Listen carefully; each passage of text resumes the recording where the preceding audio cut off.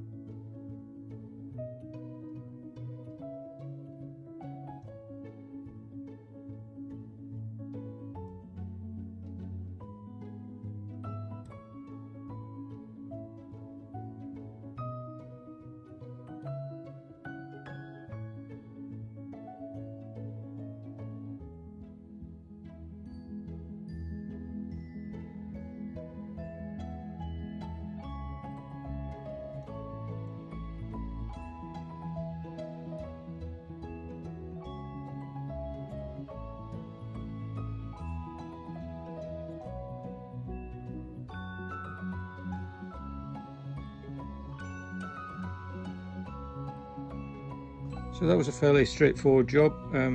Got the new batteries in. They seem to be all working fine. I've run the generator and the engine. They seem to be fine. I've marked them up with when I changed them, and yeah, it's a pretty straightforward job. Hoping that I don't get any more problems with starting on the generator. Yeah, this would be where Drake took his first bowling lesson, hey? Before he sorted the Spanish out. So I'm up on the hull, looking out over the sound. That's where we went in yesterday, and we're kind of round the corner over here somewhere. That's Drake's Island, and the passage to come in is beyond the island we could have used, but we came around this side. This is where all the Thundercats were racing. And then over that side there's another entrance into Channels and Queen Anne's Battery Marina over there, and obviously the lighthouse on the hull. Been to look at the Bowls Club on the top of the hill. I didn't see Drake, but there were some people playing bowls. So it looks like a nice day out there. So we're over at Queen Anne's Battery again, and I think it's an aquarium, sort of a maritime centre. We've got what's the big glass building here. So this is the west side of the marina we're in, Mayflower Marina. So there's Drake's Island and out to sea, and this river up here is the Tamar, and so there's quite a lot of military marine activity goes on around the corner here. Nice little harbour in here. It seems to be mostly fishing boats, power boats, no yachts in here, and they've got the bottom of the harbour covered in rubber tyres. I guess it's one way of, when your boat dries out, stopping your paint chipping and grinding and things. So probably a good idea. Now, some of you will know we've had some fuel problems, so we doused it with Marine 16, and I got a pressure tap that allows you to look at the vacuum pressure on the fuel system while it's running. So I fitted that so that we would know if the filter was needing changed, and it's just a fitting that goes in the top of the filter and then a pressure gauge that sits on the top of that. So with ongoing diesel problems, we've decided to do some work on the insides of the tanks so we can clean out the sludge from there. That is what's the problem. And we built a little fuel polisher to do that. So this is basically just a fuel pump and a wee switch with a fuse in it to power it on and off. And we've got a filter and water separator on this side with a cartridge filter in it. And so one line comes in from a tube in here with a bit of copper pipe on it, and you can get that into the corners of the tank, and then the return goes back into the tank, and I'm hoping to go around each of the tanks and try and clean that out. Unfortunately, I'm having a few problems getting the plastic cap off the other tanks. This is what I had to eventually build when I got home to get the hatch covers off, and they need a breaker bar on them with a 2 meter long piece of pipe on to get them to shift. The filter I bought was a Raycor knockoff, because I thought, well, I'm not going to pay full price for a Raycor because they're 80, 90, 100 quid, and I'm not going to use it for a short period of time, so I thought I'll buy a knockoff one. But as you can see, this was clear. Once I started sucking stuff out at the bottom of the tank, it went black. The filter seems to have seized up. I've tried clearing it and it seems to be blocked inside here, and I can't get this little recessed nut out of here. My my spanner set, my socket set, small one, isn't narrow edged enough to get in there. So I'm not going to buy a new set of spanners just to deal with that. I'm going to take that one home with me, fix it up, and maybe we'll return it to the boat at some point when it's been fixed. You can see here it's a little bit more cloudy in the very corners of the tank. You can just pick up a little bit more dirt, and after a while it clears. So the pump's been running for quite a while. I've had it on last night for about 3 hours, and this morning for a couple of hours. The boat's turned upside down, tools and stuff that I've been using, but I'm hoping to try and get another one of the hatch covers open and see if there's any sludge in any of those today. And while I waited for the diesel sludge to clear, I did a bit of spying on another Oyster 47 that was in the marina, and I looked at his track that he had on his boom and the boom brake he had to stop jibes. It was quite interesting. With Mary still in the COVID ward, I couldn't go and visit her, but she was sending me pictures of her progress, and this is the splint she was put into. She didn't actually have to have an operation. Some of you may remember our trip to the vape shop in Grimsby. What have we been up to? Well, we've had a very expensive trip to Grimsby. We were a bit cheesed off with our bikes, our little bikes. Yeah, it's these ones. So we walked as far as Cleethorpes this morning because I wanted to change the screen on my phone, which we didn't find the shop for. But we did find a vapour shop with a couple of things in the windows. Oh, what are these? So we looked at them. They are electric scooters. Having done over 100 kilometres on these, I thought it was time I actually gave you some feedback on how we got on. I'll do a little review of the scoots that we've got. This is the one. This is my one. Mary's is a bright green one, but they're both mechanically exactly the same. They're driven from the front wheel, so this is the power cable, and there's a little motor in there. And when you actually go downhill and you're not putting the throttle on, then it actually recovers power. There's a little charge point in here, and the batteries are all underneath here, so that's where the weight is. It has a very nice little stand which holds it up nicely, and it all collapses and folds down and you have this mechanism at the front that clips it up. Yeah, so a little bit of quiet here while I wrestled with it with one hand. It is quite easy to do with two hands. Sorry, trying to hold it and do it at the same time. So the handlebars come up, and then you just have this thing at the front here that you clip up, and it clips into there, and it locks everything very tight. On the handlebars there's a little bell, so you can, and people, because they're very quiet, you do need to use the bell a little bit. There's also a light on it. This is the brake, which works on the back of the bike.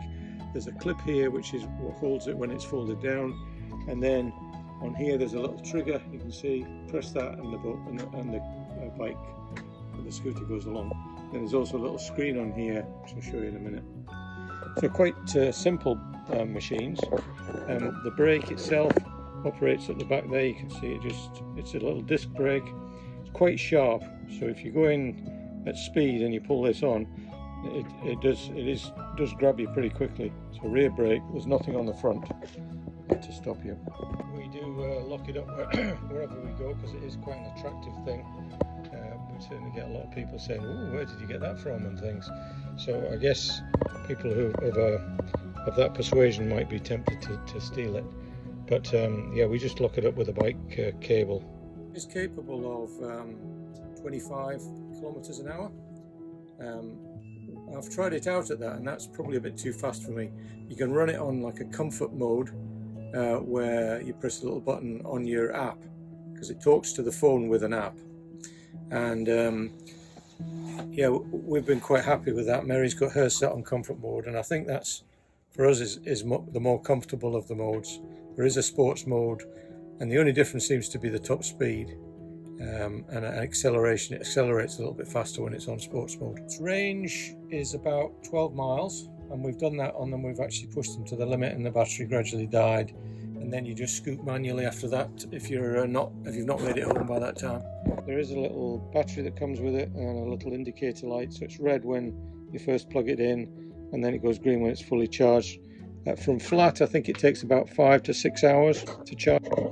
This does tend to get a bit hot, I've found. I was a little bit worried about it the first time, but it seems to be fine. That just seems to be how they operate. So they operate on 42 volts, 1.5 amps, and I think it's a 300 watt motor that's in the wheel disc. They're pneumatic tires, but they're high pressure both. And when we first started them, because I haven't ridden one of these for a long time, it was a bit wobbly to start with, and because the wheels are small. But after you've been cycling with it for a while, you get quite confident with it, and you're watching for bumps, and you kind of lean back when you're about to brake, and that just takes the emphasis, the judder out of it. It's not a judder, but it's quite a sharp braking method. When you're ready to dismantle the bike, you just press this little red button, clip the top, it comes apart, and you literally just fold it down. And we've been there you go, just clips into that thing there. One-handed, it's much easier with two hands.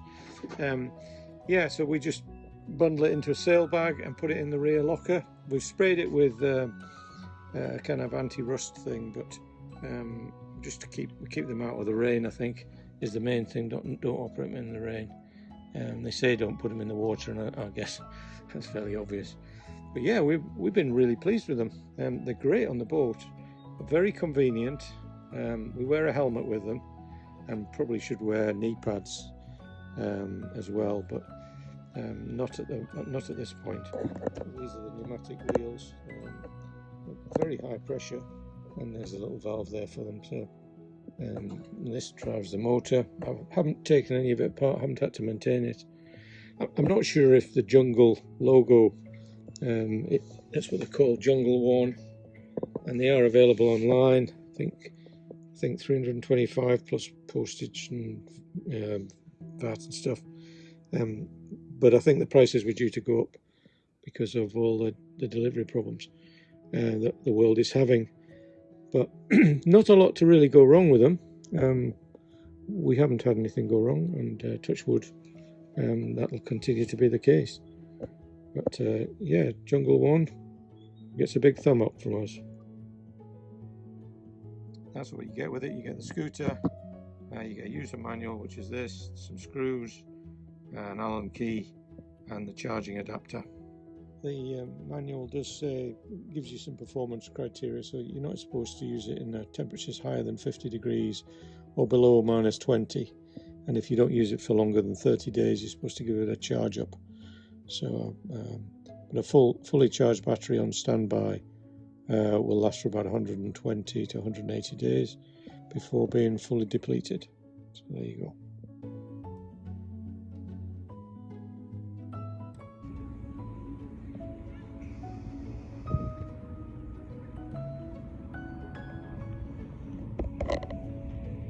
Yeah, it's a good view from up here. You can understand why they had a gun battery here. That's the entrance into the Tamar up there. Well, the Admiral's back on board. Oh, too right. Are you happy to be back on board? Just a little. Even with your wooden leg? Oh, it's not quite a wooden leg, but it's a bionic leg. swollen leg. Yeah. And the instructions on what you have to do now. You have to behave yourself. Is that what it says first? We're entering the Admiral's cabin. He was returned from hospital, injured, but not, but fixed. Oh, she's getting herself fixed. Temporarily fixed. She's got a bionic knee brace, and she's now in the forepeak. She's been banished to the forepeak with her bugs and broken leg, and then she's got her own private suite. And yes, I think you've got everything. Is there anything else you will require? I will require the water on in the morning, please, so okay. they have a shower. Okay, we'll see that can be done. So the Admiral's up and about. How are you feeling? Fine. You ready? Don't feel ill at all. What about your leg? How's your leg? It's okay. I had a good night's sleep last night, but I had double morphine last night. You're getting addicted to that. Would you rather have that than gin? No, I just took it last night. Good job. So what's happening today? Off to the hospital for an X-ray. On the leg, okay. See how it's getting on. Is this some form of walking the plank that I haven't heard of before? So we waited in the car park while the sun out waiting for her X-ray. These were the pictures we got of the joint. All seems to be going well. And at the end of the X-ray, the specialist said things were going well, so we're pleased. And while we whiled away the days waiting for Mary to be able to go, we got some Cornish pasties from my friend Graham. We played the marine version of Jenga, which is much more difficult, of course, much more skillful game than the land-based version. And pretty soon Mary was out of quarantine. I didn't catch COVID, so I was okay, and then it was time for her to go to friends while we sailed the boat home. So what are you doing today? I'm off to August. On the way home. So, and this is all your gear then? Yeah. Wow, well, a lot of gear. So before she went, we had Sunday lunch with friends who were looking after her for the next couple of weeks. How about that? The Yorkshire pud, the pie. Oh, these are children's portions. Yes, and that's the grown-up one. It's like a football. So I hope you enjoyed that video. I was really glad to get out of hospital and start to recuperate. So check out next time as we welcome new crew on board, and we make passage from Plymouth to Falmouth, then Falmouth to Mousehole, which is quite an interesting anchorage, and then from Mousehole waited to go round Land's End and across to Milford Haven. Don't forget to share, like and comment. It all helps us. So see you next time. Bye. Up to the right level. Do the flapper board. Wondering if I should get one of these fitted to the cockpit, or maybe something more like this.